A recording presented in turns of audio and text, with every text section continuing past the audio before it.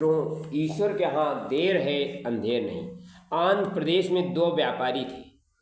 उन्होंने साझे में व्यापार करना आरंभ किया। एक का नाम कैलाश और दूसरे का नाम रमेश।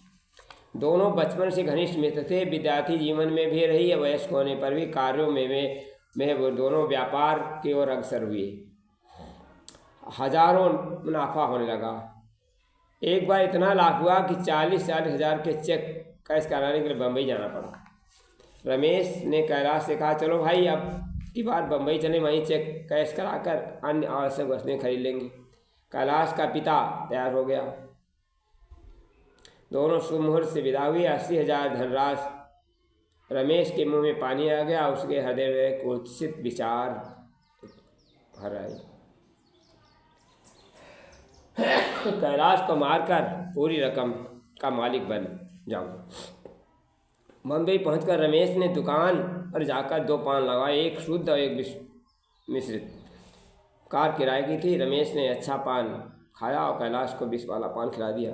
पान खाते जीभ ऐंठने लगी, बदन शिथिल हो गया और बेचारा बहुत घबराया। घबराने से क्या होता है। रमेश ने 500 रुपये कार वाले को देकर उसकी लाश समुद्र में फेंकवा दी और 80,000 का चेक कैश कराकर वापस आ गया। अपने पिता को कुछ बातें बता दिया और कल्पित शोक प्रकट किया।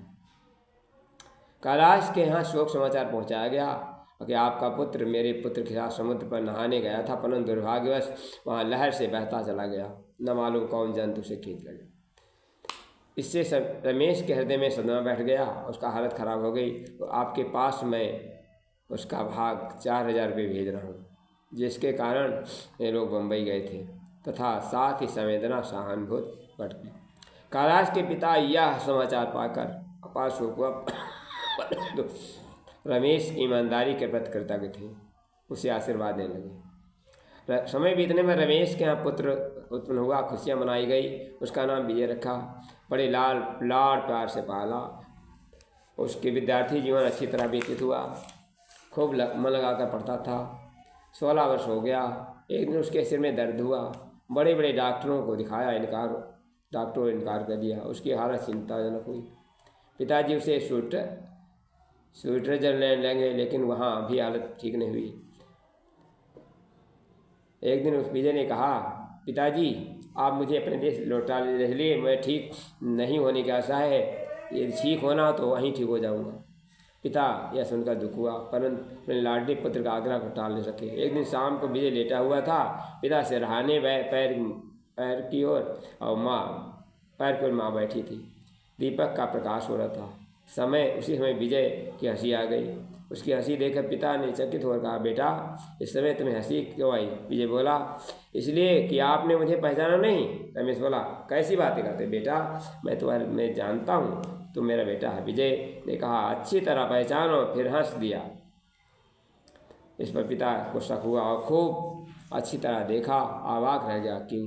अरे ये तो वही चेहरा है, ये कैलाश का को विष खिलाने की लाश का था। वही कान के पास निशान।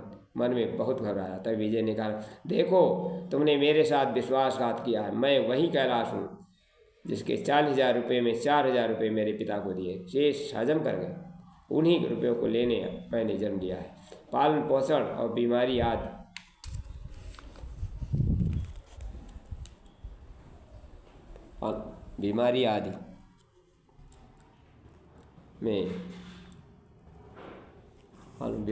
में